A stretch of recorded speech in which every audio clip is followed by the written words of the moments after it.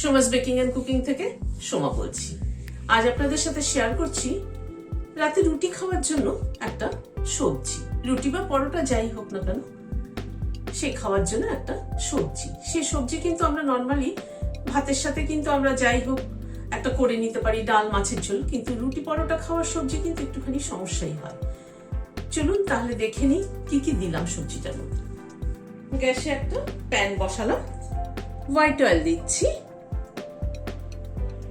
তেলটা একটু প্যানের চারধারে লাগিয়ে নিচ্ছি। তেলটা গরম হওয়ার পরে প্রথমে 5 ফোড়ন খানিকটা ফোড়ন দিলাম। গ্যাসের ফ্লেমটাকে কমিয়ে দিলাম, কারণ ফোড়নটা গ্যাসের ফ্লেমটাকে কমিয়ে ক্র্যাক করালে ভালো গন্ধ বেরোয়। 5-6টা গোলমরিচ দিয়ে দিলাম।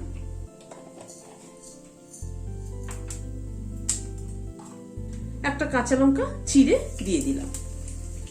যে কোনো তরকারিরই ফোড়নটা কিন্তু একটা বিরাট পার্ট, মানে ফোড়নটা যদি ঠিকঠাক হয়, তার ফ্লেভারটা যদি ভালো হয়, তরকারির টেস্ট কিন্তু অনেকটাই বেড়ে যায়। গ্যাসের ফ্লেমটাকে কমিয়ে ফোড়নটাকে ক্র্যাক করিয়ে নিচ্ছি। ঝালটা অবশ্য যে যেরকম খাবেন সেইভাবে অ্যাড করবেন। কাঁচা লঙ্কা কিন্তু সবসময় তেলের উপরে দিলে দেখবেন একটা খুব সুন্দর গন্ধ হয়। আমার তো বেসিক্যালি ভীষণ ভালো লাগে।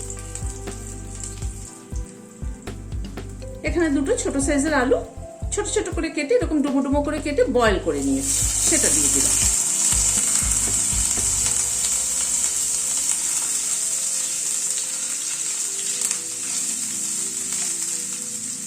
এবার একটু গ্যাসের ফ্লেমটাকে বাড়িয়ে দিলাম। আলুটাকে প্রথমে একটু হালকা করে প্রথমে ভেজে নেব।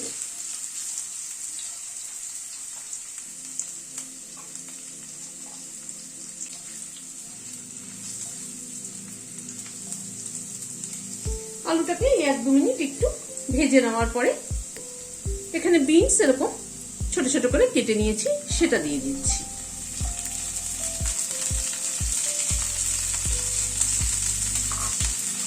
হাফ চামচ নুন দিয়ে দিলাম, অল্প একটু হলুদ দিয়ে দিলাম। নুন হলুদ দিয়ে এবার আলু বিনসটাকে একটু ভালো করে ভেজে নেব।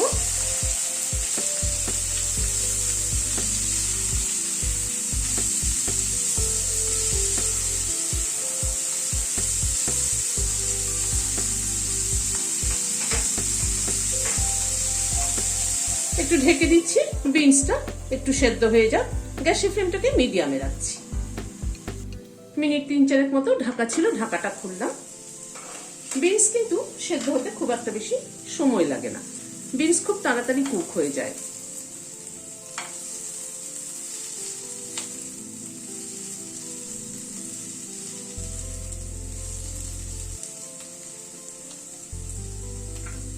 এক চামচ আদা কুচি দিয়ে দিলাম। আদা কুচিটা দিয়ে একটুখানি নাড়াচাড়া করে নিচ্ছি।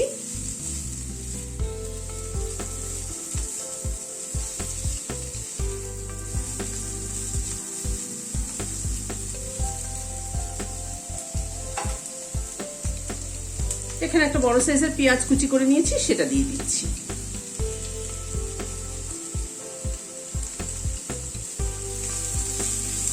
পেঁয়াজটা দিয়ে এবার একটু হালকা করে ভেজে নেব। পেঁয়াজটা কিন্তু খুব বেশি ভাজবো না, হালকা করে ভাজবো। পেঁয়াজটা যদি বেশি ভাজতাম তাহলে কিন্তু প্রথমেই দিতাম, প্রথমে দিলে পরে অনেকটা বেশি ভাজা হয়ে যেত, তাতে ভালো লাগতো না। ওই জন্য পেঁয়াজটা পরে অ্যাড করলাম, যাতে একটু কম ভাজা হয় এবং খেতে ভালো লাগে।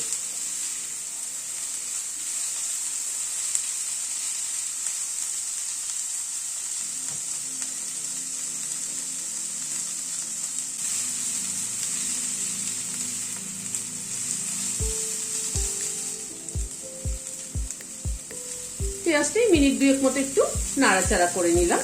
দেখুন পেঁয়াজটা কিন্তু একদম হালকা ভাজা হয়েছে।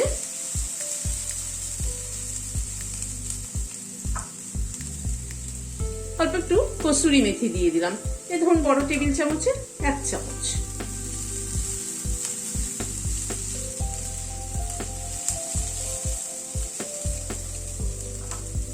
এখানে 2টো টমেটো কেটে নিয়েছি ছোট ছোট করে, সেটা দিয়ে দিলাম।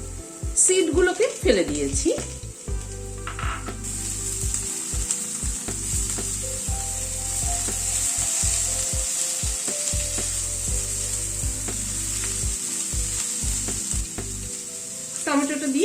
ঢেকে দিচ্ছি যাতে টমেটোটা একটু সফট হয়ে যায়।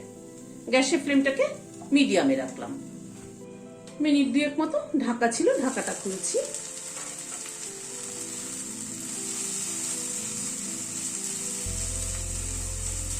টমেটোগুলো একটু ভেঙে ভেঙে দিচ্ছি।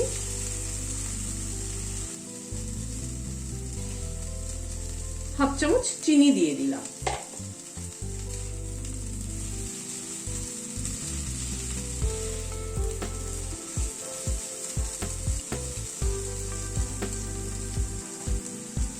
নামানোর আগে 1 চামচ ছোলে মশলা দিলাম। ছোলে মশলা বা চানা মশলা যাই বলুন, বাজারে যে কিনতে পাওয়া যায় বিভিন্ন কোম্পানি, সেই চানা মশলাই 1 চামচ অ্যাড করলাম।